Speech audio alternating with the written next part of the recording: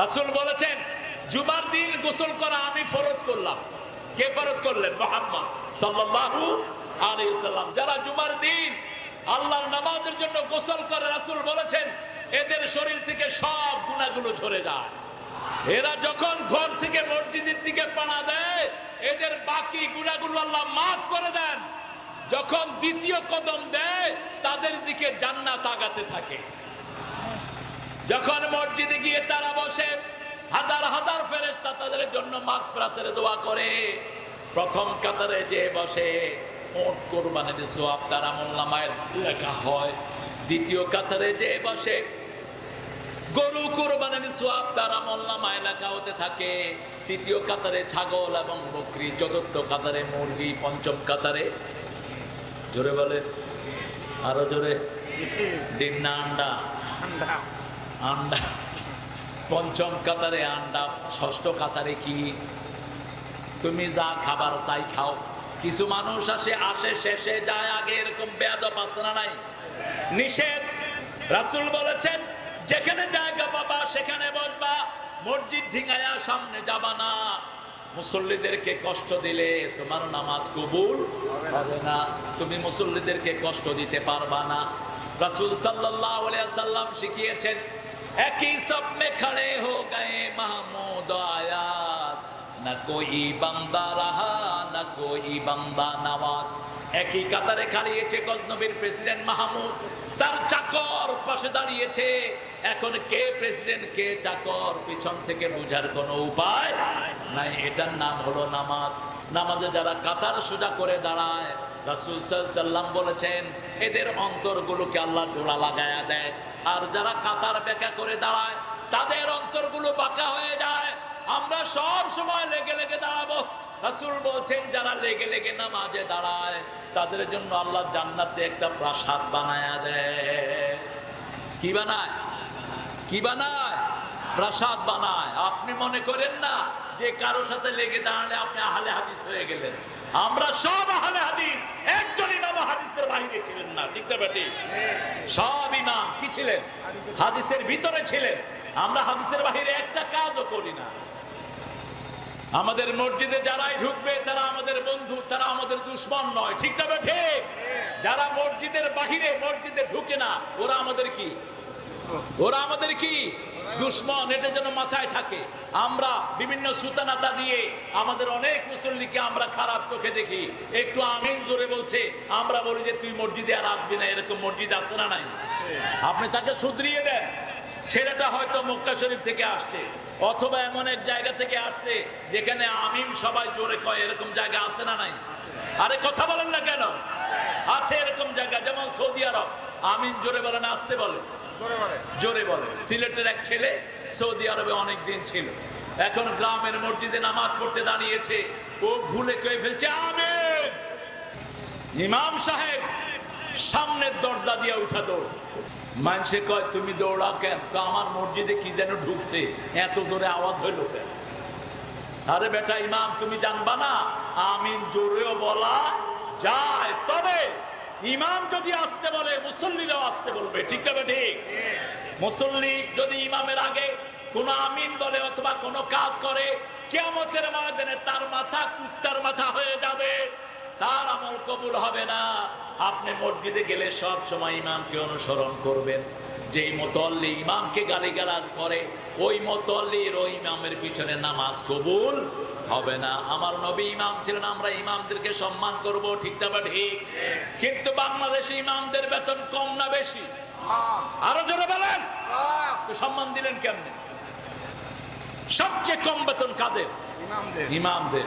কেউ বাড়ায় নেই এই পর্যন্ত। কোন সরকার ইমামদের একটা পয়সাও বাড়ায় নেই। ঠিক না বেটি? তো কিসের এরা মুসলমানদের বন্ধু? এরা কিসের রাসূলের বন্ধু? এরা কোনদিন নবীর বন্ধু হতে পারে না। রাসূলের সময় ইমামদের বেতন ছিল সবচেয়ে বেশি। এখনো সৌদি আরবে ইমামদের বেতন বেশি না কম? সবচেয়ে বেতন বেশি কাবা শরীফের ইমামের। এই ছেলে এই উঠো কেন?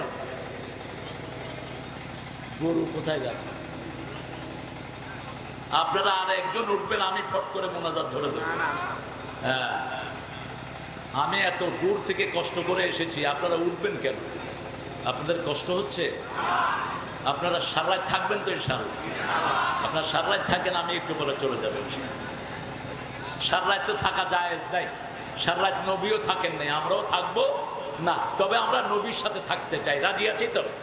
কাফেরদের উপরে হবে কঠিন, ঘাপটি মেরে আছে আমাদের ইসলামের দুশ্মনেরা, যারা নামাজের জন্য মসজিদে মুসল্লি পিটিয়েছে, ঠিক না ঠিক?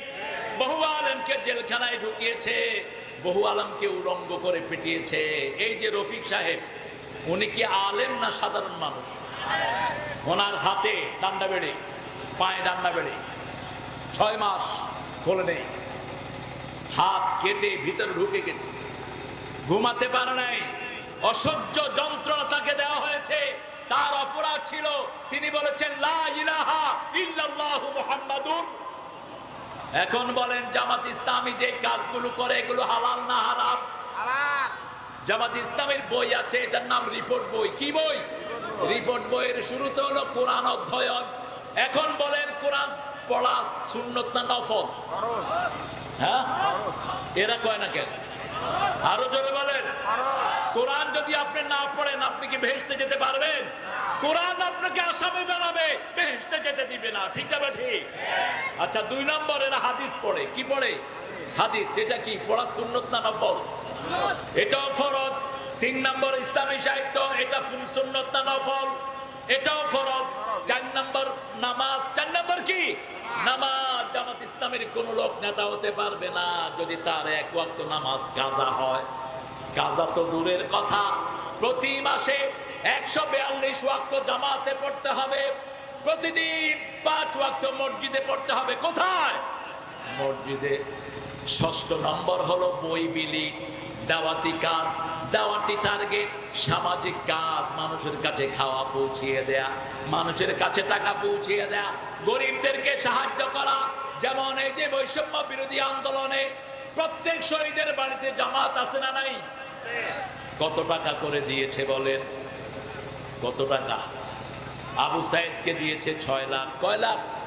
6 লাখ। বাকিদেরকে 2 লাখ করে। এখন পর্যন্ত শহীদের সংখ্যা হলো 1560। গতকালকেও একটা ছেলে শহীদ হয়েছে, তার নাম সাজ্জাদ। কপালে গুলি খেয়েছে, কোরআনে হাফেজ, এতদিন হসপিটালে থাকার পরে গতকাল মারা গিয়েছে। আল্লাহ তুমি তাকে জান্নাতুল ফেরদাউস দিয়ে দাও। এখন বলেন এই কাজগুলো যারা করবে তারা কি নবীর বন্ধু না দুশমন? আপনারা কি এই কাজগুলো করতে রাজি আছেন? রাজি আছেন নাকি কষ্ট পাচ্ছেন? রাজি আছেন? আমরা আছি। এই জন্য আমি বলেছি আমরা যারা মসজিদে যাই আমরা সব এক দল, ঠিক না ঠিক? কারণ ইসলাম বিরোধীরা আমাদের টুপিদারি দেখে আমাদেরকে টার্গেট করে।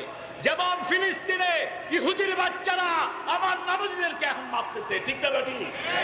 আমার কোরআনের পাঠকদেরকে মারতেছে। ইহুদির মধ্যে আর মুশরিকের মধ্যে কোনো পার্থক্য? কে বলছেন?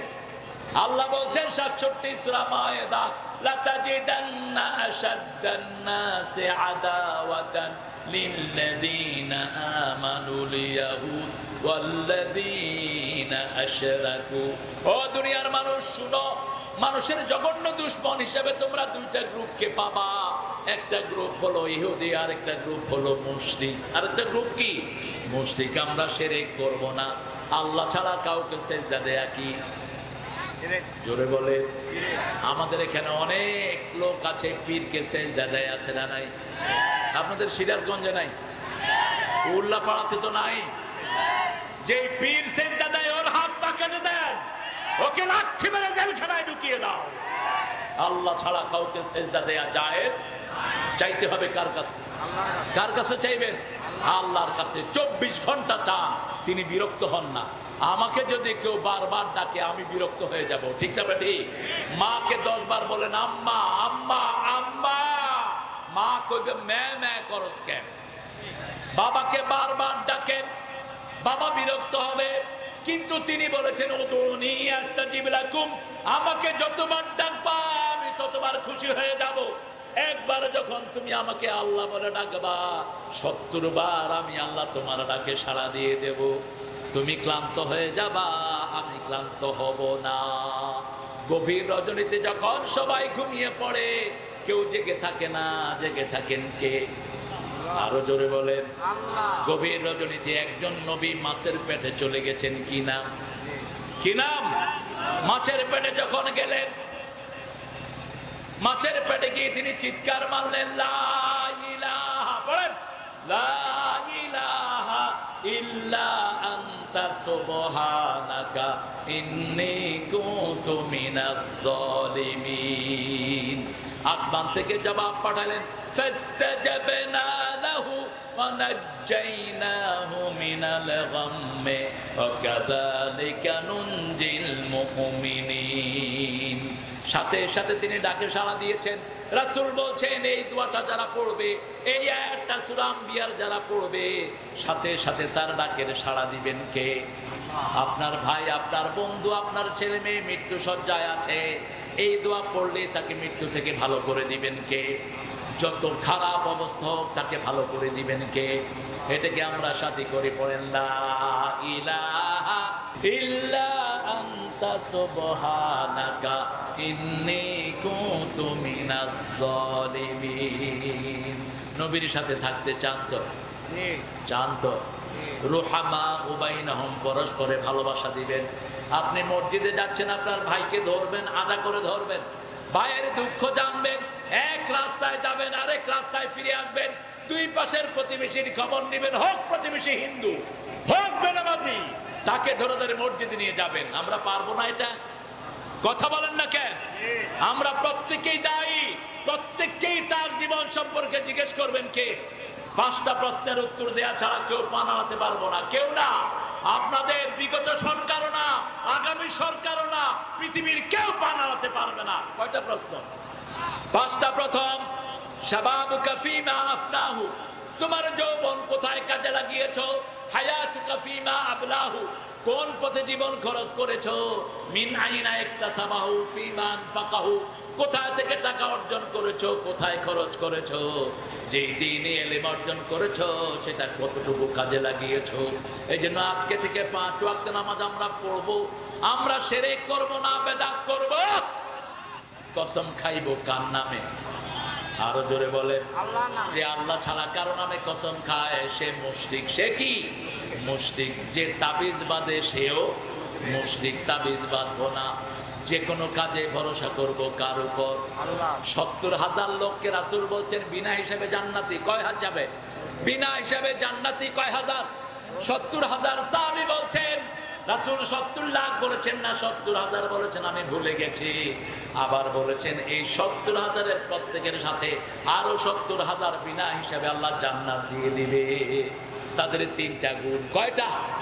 জোরে বলেন। তারা আল্লাহ ছাড়া কারো নামে ঝাড়ফুঁক করতো না, কোনো কিছু শরীরে লটকাতো না, সব কাজে ভরসা করতো কার উপর? কার উপর? আল্লাহর উপর। সেই ভরসা সিরাজগঞ্জের লোকদের আছে না নাই? নদীর ভাঙন, তুফান, সব সময় এরা ভরসা করে কার উপর? আর যখনই চাইবে কার কাছে চাইবে, এটা বলবে না কেউ ফিরে না খালি হাতে। বলেন, কেউ ফিরে না খালি হাতে, এটা শিরক। খাজার কাছে কিচ্ছু নাই, ও নিজে ফকির। ঠিক না ঠিক? আপনারা দিবে কি? এক ফকির কি আরেক ফকিরের কাছে চায়? চাইতে হবে একজনের কাছে। বলতে হবে কেউ ফিরে না খালি হাতে, আল্লাহরে তোর দরবারেতে। বলেন, কেউ ফিরে না খালি হাতে, আল্লাহরে তোর দরবারেতে।